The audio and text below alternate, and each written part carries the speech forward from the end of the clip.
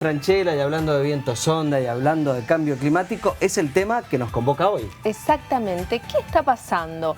¿Por qué vemos que en distintos puntos del país ocurren situaciones muy disímiles? Granizo, tormentas, altas temperaturas, sonda. ¿A qué se atribuye? No caen granizo de tamaño de pelota de fútbol. Por las dudas, avisamos. Es solo ficción eso. O se lo preguntamos por la duda a nuestro entrevistado. No, es ficción. Si puede llegar a ser posible. Pero él nos va a responder todo lo demás. Algo semejante. Maximiliano Viale es doctor en Ciencias de la Atmósfera de la UBA e investigador del CONICET. ¿Cómo estamos? Muy bien. Un gusto, como siempre. Muchas gracias. Gracias por venir. Imposible granizo de ese tamaño, ¿no? No, eso es. No se podría formar nunca. Pura ficción. Hay grandes, hay grandes. De hecho, el más grande del mundo se reportó en Carlos Paz hace poco. ¿Sí? Sí, en un proyecto muy ¿Tamaño? importante. Y por ahí, sí. Un pomelo. Un pomelo, sí, Epa. sí. Bueno, es llamativo, ¿no? Es llamativo, sí, pero bueno, justamente vinieron investigadores de Estados Unidos, un proyecto súper grande, porque somos famosos en las tormentas más poderosas del mundo, en el centro de Argentina. Mirá vos. Sí. Y como nos preguntábamos al principio, ¿a qué se atribuye esto que está pasando, estas situaciones tan diferentes en la Argentina? Bueno, mira, eso no es tan raro en cierta forma, ¿no? Porque, bueno, usualmente suele ocurrir en esta época del año, época de transición, cuando está terminando el verano y empiezan a llegar los primeros fríos importantes desde el sur y entonces se genera un muy fuerte contraste de masas de aire, de calor, que todavía puede estar persistente en el norte del país y del frío que viene ingresando desde el sur. Y eso es un poco lo que se está dando y eso genera una diversidad de fenómenos meteorológicos intensos y dependiendo de la localidad es el fenómeno que se genera. Claro, por eso en el norte altas temperaturas, acá en la zona cordillerana la posibilidad de nevadas. Exactamente. Nada fuera de lo habitual. Nada fuera de lo habitual. Lo que sí eso es un frente o se juntan dos masas de aire muy contrastantes y se desplaza y eso genera esa gama de fenómenos meteorológicos. En el este hoy, de hecho, en Buenos Aires hay alertas severas de mal tiempo, como si hay granizo, ráfagas muy fuertes y hasta no sería raro ver hasta un tornado en la zona de Buenos Aires, Uruguay, el noreste de Argentina, por todo este producto de este contraste de dos masas de aire bien distantes. Y bueno, y nosotros en nuestra localidad lo vimos con la tormenta de zona en el llano y muy bienvenida la nevada en la montaña. ¿Esto tiene que ver con el cambio estacional también? Sí. ¿O es específicamente por el cambio de estación? Usualmente este tipo así de fenómenos bien intensos como los que estamos viendo en estos días suelen ocurrir en abril. Si ustedes no recuerdan, inundación en La Plata, 2013 fue en abril, hace muy poco en Neuquén hubo una inundación muy fuerte y otras más en Ciudad de Buenos Aires. O sea que ocurren y bueno, es parte de la naturaleza de la atmósfera en esta época del año. Ahora, que hablemos de fenómenos tan extremos, sequías importantísimas, tormentas muy agresivas, ¿sí tiene que ver con el cambio climático? Bueno, esa es una interesante pregunta y justamente fue uno de los puntos donde el último informe del IPCC, que es la comunidad meteorológica o la comunidad científica internacional, se reúne para ver en qué estado estamos en el cambio climático. Sí. No sé si recuerdan, el año pasado sacaron el 6º informe de eso y en el punto que se avanzó o que se dijo un conocimiento nuevo o un mensaje nuevo fue justamente en eso, que al parecer las evidencias están mostrando de que eventos extremos podrían ser más posibles con el cambio climático. Eventos extremos de lluvias más torrenciales, granizo, este tipo de... Sí, todos los fenómenos que se dan, pero en un punto más extremo. Pero podrían ser con más severidad y más extremos. Ese es justamente el punto que se avanzó en el IPCC 6, que bueno, yo no estoy muy metido, como científico estamos permanentemente informados, vemos el resumen. Justamente en nuestro instituto hay 2 investigadores que trabajaron de lleno en ese informe. Sería bueno por ahí que cuenten más detalle a la población en esos puntos, pero que tengamos estos eventos extremos siempre los teníamos, pero podrían ser un poco más severos con el cambio climático. ¿Qué de todo lo que hacemos mal los seres humanos acelera más el cambio climático? Porque hacemos un montón de cosas mal, Sí, ¿no? sí.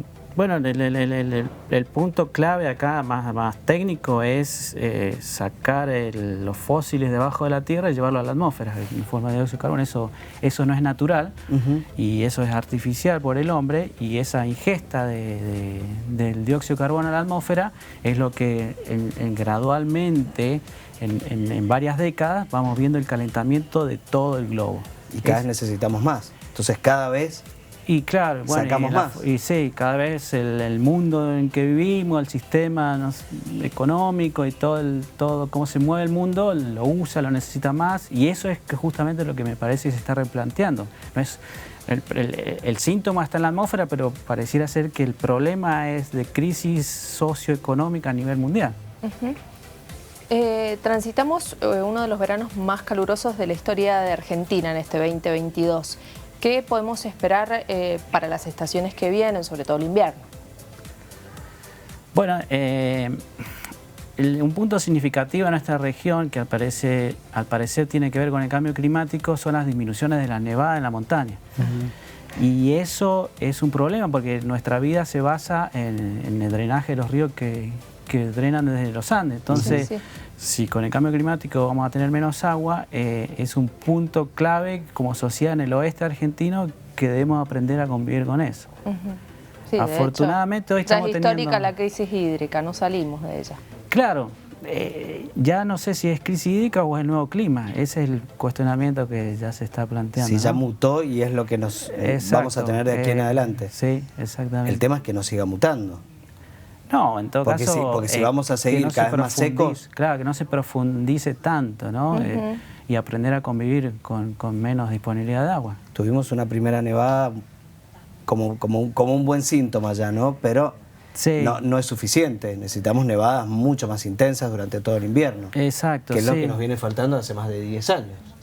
Sí, bueno, ese es un punto que nos estamos siguiendo de cerca en las investigaciones, que está cambiando. En el pasado, década del 70, lo que movía la aguja en la nieve son tormentas importantes que nosotros lo vivimos de este lado, en el llano, como una transformación de viento sonda. Viento sonda es una tormenta importante en nieve del Pacífico. Ese tipo de tormentas al parecer están disminuyendo en su frecuencia. De pasar a tener 4 o 5 en la década del 70, ahora estamos teniendo 2 o 3. Y además está sucediendo...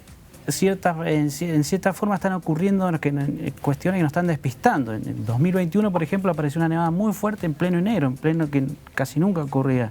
Y después no nevó absolutamente nada hasta fines de agosto. Y así 2 eventos y con eso tuvimos un año seco. Ahora aparece esta nevada en pleno abril, que hace muchos años no aparecía.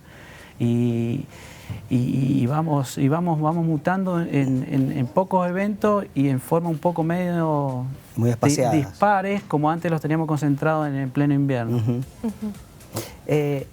Yo recuerdo una llamada telefónica para invitarte al programa que me dijiste, me estoy yendo a la alta montaña justamente porque era el tema de cambio climático y estoy yendo a ver en alta montaña porque estamos en plenas investigaciones. ¿Cómo se llevan a cabo estas investigaciones para ver o intentar pronosticar qué nevadas vamos a tener para este invierno, si van a ser más espaciadas, más, menos?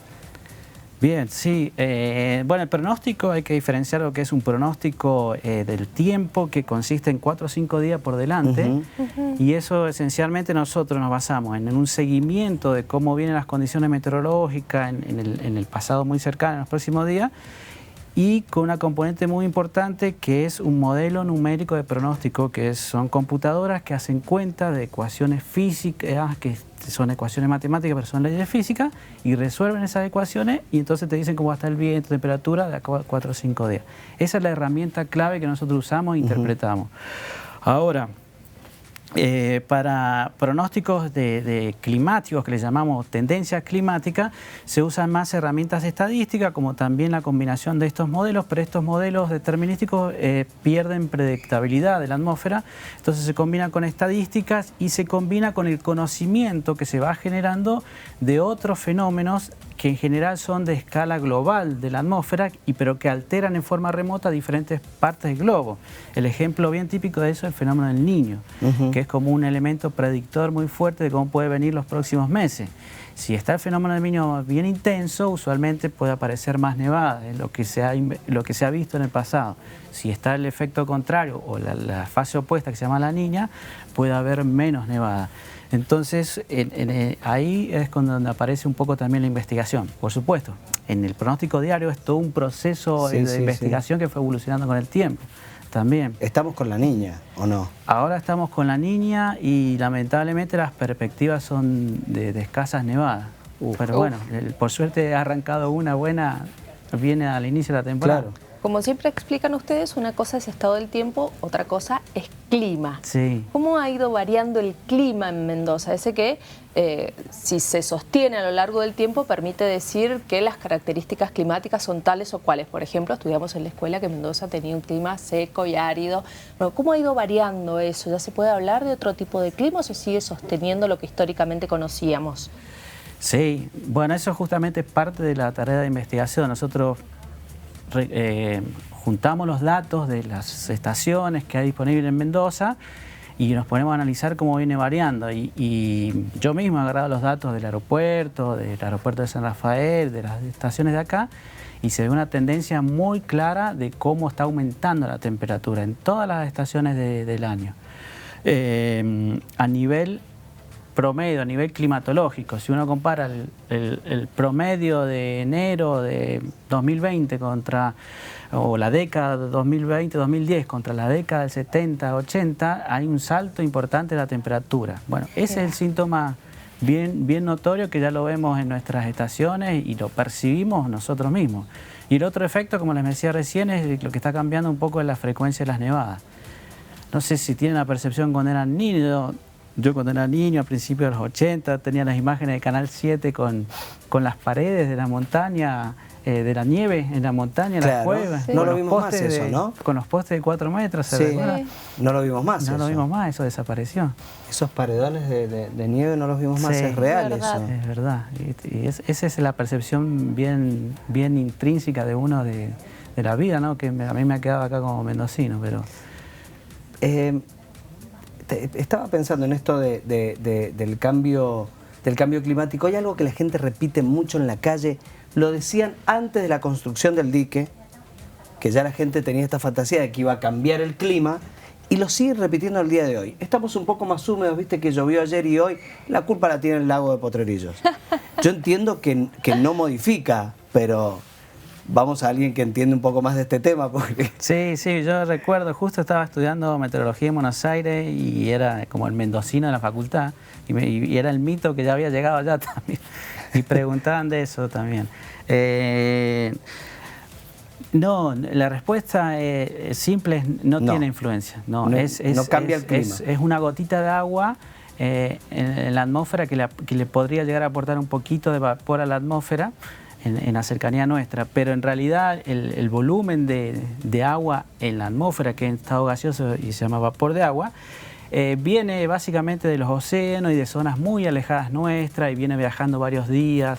No es que un espejito muy chiquitito en el globo y en la atmósfera que está cerca nuestra nos va a afectar muy directo en el clima. Bueno, ya que menciona Rodi lo que se habla en la calle, me quedo con una partecita. ¿Está más húmeda Mendoza? Esa también es una buena pregunta y no la he analizado en detalle, por ejemplo, mirando los datos de las estaciones de los aeropuertos. Porque es muy loco, uno no percibe que llueva más, pero en el verano te sentís así como pegajoso y decís... No, pero viajás a Buenos Aires y ahí te das cuenta lo que significa para realmente... lo que es la costumbre de Mendoza. Es muy paradójica la situación, porque uno no percibe que llueva más, pero sí te sentís así como pegajosa en el verano. Entonces decís, está más húmedo Mendoza. Es lo que dice la gente. Claro. Sí, bueno, eso es como la jerga o un mito, por decirlo de una forma, pero en el fondo la respuesta contundente no la tengo, no me he puesto a ver. Pero... hay una explicación física, que si hay más calor, la atmósfera se le puede ingestar más vapor de agua sin que se transforme en gotita de agua o condense. y eso podría ir un poco de la mano, hacer una explicación de que sí podría haber más vapor y estar más húmeda. Pero en líneas generales el oeste de Argentina es bien seco. Por supuesto que en verano algunos días entra la humedad y se siente, se forman las tormentas, pero no es a nivel, como decía Rodolfo, ir a Buenos Aires para el mendocino en verano es tremendo. La muerte. Es tremendo. Fatal. El día que salí al aire desde Buenos Aires, me compré una gorra en el camino porque no había manera de controlar el pelo. Porque de verdad la humedad es tan grande. ¿Se te onduló? Que de verdad, Sí, no, pero sí. no es solo se onduló. Es incontrolable la peluca, es incontrolable. Y veo que mucha gente anda con el pelo atado en esos días, o con gorras, o con... Los porteños están muy acostumbrados, los mendocinos nos queremos morir. Saliste, mirás en el espejo y decís, ¿qué me pasó? ¿Muté yo? Es bravo. Sí, sí, bueno. Eso es humedad real, ¿no? Sí, totalmente. O vayan al Caribe, al Centroamérica, en cualquier época del Bueno, año. pero ahí es más lindo. Bueno, ahí sí, ahí ayuda. En Brasil me banco Ahí, la humedad, no me importa. Claro, en Cancún la humedad, ¿sabes cómo Es la como más agradezco? pasable, ¿no? Claro, ahí se agradece. Es todo lo contrario. ¿El futuro climático es bueno? Y bueno, al parecer no. Si vamos a tener menos agua en la cordillera y en la fuente de vida, no es bueno. Si va a ser un calor sofocante en verano, que no se puede estar, no es bueno. Entonces, son llamados de atención a la sociedad entera, a todo el globo, de que en su región, como lo esté afectando, debemos hacer algo, ¿no es cierto? Sí, yo creo que requiere de una decisión esto a nivel mundial, pero en serio. Porque si bien está bien aportar cada uno su granito de arena, necesitan políticas fuertes y macro, ¿no? Sí, sí, totalmente. Bueno, con cositas aisladas no se detiene esto. sí, sí, no, totalmente, sí, totalmente de acuerdo. Pero bueno, entiendo que, no sé, el mundo, los países desarrollados están queriendo avanzar en ese tema y bueno, intentando... Es que es poner... mínimo, porque Claro. escuchás solamente que en Holanda ya dejó de funcionar el gasoil, por ejemplo. Claro. Después de años de trabajo para poder erradicar el gasoil, que es uno de los que más gases tira y contamina y modifica el clima. Pero es Holanda. Claro. Y el resto del mundo es sí. la cabeza de un alfiler en, Tal cual, sí, sí. en un costurero. El mundo, sobre todo los países más populares y que más consumen el fósil de la Tierra, Estados Unidos, China, son los número uno. Tendrían que dar por ahí el primer paso importante. La cantidad de camiones en Mendoza que cuando aceleran te dejan una nube negra. Sí. Sí. Y yo digo, porque viste que nos quejamos mucho de esta Argentina tan desigual, de que unos hacen determinadas cosas y otros pasan por la puerta del costado. Vos decís, yo hice la RTO, la pagué. Se supone que todos la teníamos que hacer. ¿Qué pasó con ese camión que estaba delante mío en el semáforo y pegó una acelerada? Claramente la RTO no la hizo, porque si no esa nube no la tendría. Entiendo, ¿no? Tal cual. Y así como tantas cosas. Sí, sí, sí, sí, totalmente. Y el punto también pasa en consumir menos, es decir, Sí. no hace falta. Vos Sí, a otros sí. países tienen Agarremos la bicicleta. 5 autos, la familia, van en auto en todos lados. Bueno, nosotros en Argentina estamos en ese mundo también un poco más suavizado, pero vivimos con esos hábitos que de a poco va a haber que ir cambiándolo, ¿no? Maximiliano, gracias por venir. ¿Ya esto que bajó de sonda es todo lo que hay? No, o sea, bajó y se va a quedar un rato más. Así ¿Sí? que sí, por suerte. Pero por hoy, mañana por ya hoy, está. Sí, a la noche debería irse y mañana el frío. Descenso de temperaturas, como siempre. Sí, exactamente. Bueno, Muchas gracias. muchísimas gracias por venir. Gracias a ustedes. Muy amable. Bueno, hablamos de cambio climático y cerramos el tema de esta manera. The future of humanity is at stake. While you work to meet the challenge of climate change, I beg of you, don't forget nature. Today, the destruction of nature accounts for more global emissions than all the cars and trucks in the world. We can put solar panels on every house. We can turn every car into an electric vehicle. But as long as Amazon burns, we will have failed. So long as the protected lands of tribal, indigenous people are allowed to be encroached upon, so long as wetlands and bog peats are destroyed, our climate goals will remain out of reach.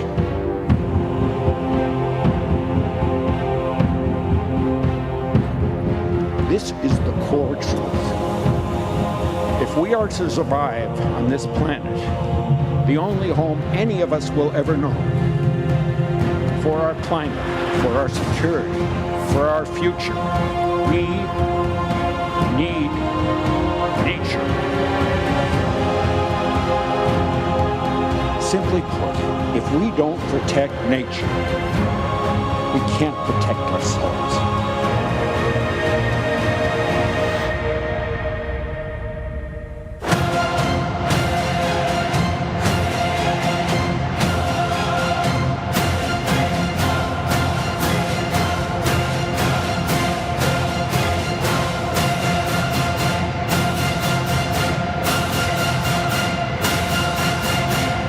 Nature doesn't need people. People need nature.